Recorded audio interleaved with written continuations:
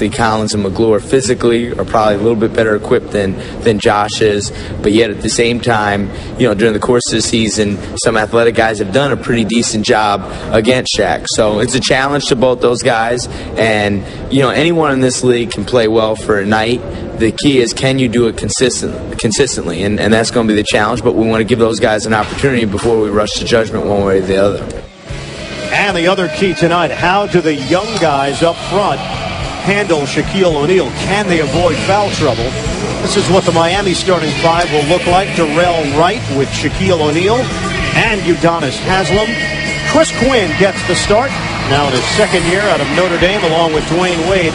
Jason Williams available to Pat Riley. Williams was unavailable last night against Atlanta with a hyperextended left knee. Well, Mark, last night, Alonzo Mourning, in his 15th year in the NBA, took the floor against the Hawks. Seven-time All-Star, former Net, played in parts of 2 seasons. Of course, diagnosed with a life-threatening kidney disease, had the transplant, resumed his NBA career, then was traded in the Vince Carter deal. Last night may have been the last we've seen of Alonzo Mourning as an NBA player. The knee buckled, and for Alonzo, a torn patellar tendon in his right knee. Surgery performed today. Alonzo refused the stretcher, sensing that this could be it. Walked off on his own power.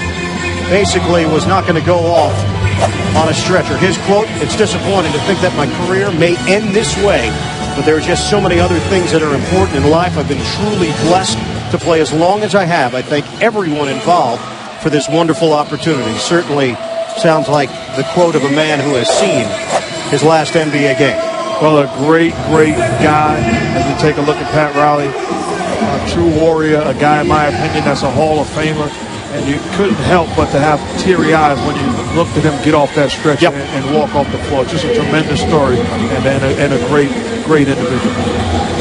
While I know things didn't end well in New Jersey, Alonzo was not happy with his situation, forced to move. Eventually it worked out for him, winning the NBA championship with the Heat, and it worked out for Lawrence Frank and the Nets, acquiring Vince Carter from the Raptors. And I can understand if you're a Net fan upset at Alonzo Mourning, but we're talking about Alonzo Mourning, the person. Correct. He's a guy that just came to a charity event I was hosting out of the blue, just showed up and just handed me a check for the charity, for the cause. That's the type of individual that he is, and my best to him and his family, because it's a long life ahead. It's not just about basketball, but he certainly has put his impact in the game of basketball.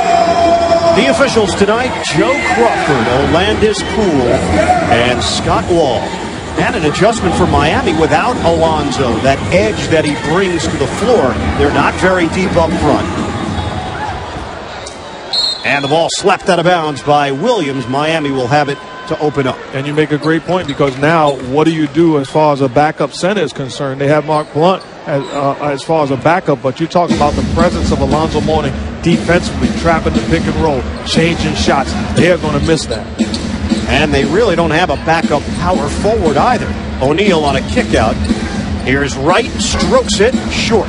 And it's rebounded by Kidd. Jason Kidd, returning from the West Coast, dealing with a family situation, got in about 1 a.m. and was given off of shoot-around earlier today to rest and get ready for this one against Miami. Jefferson on a bounce for Kidd. High arcing delivery, it rims out. Knocked away. Williams able to jar it loose from Udonis Haslem. And that's what the big guys for the Nets are going to have to do. High energy, chase down loose balls, and make plays. Williams nearly had it intercepted. Jefferson to Boone, and blocked. Josh Boone could not get it off cleanly. Half-court set. O'Neal planning himself, and a foul called as Williams was over there defensively for the Nets. And in the past, Bird, you have Jason Collins defending Shaquille O'Neal with a minimal amount of help. They allowed him to play straight up. When you have smaller guys facing Shaquille O'Neal, you have to be ready as far as perimeter defenders to help and close the area for him to have space, not to play one-on-one. And it's going to be a huge question tonight whether or not Williams and Boone can stay in the game. O'Neal on a spin, count it, and a foul. And you can tell Shaquille O'Neal is ready to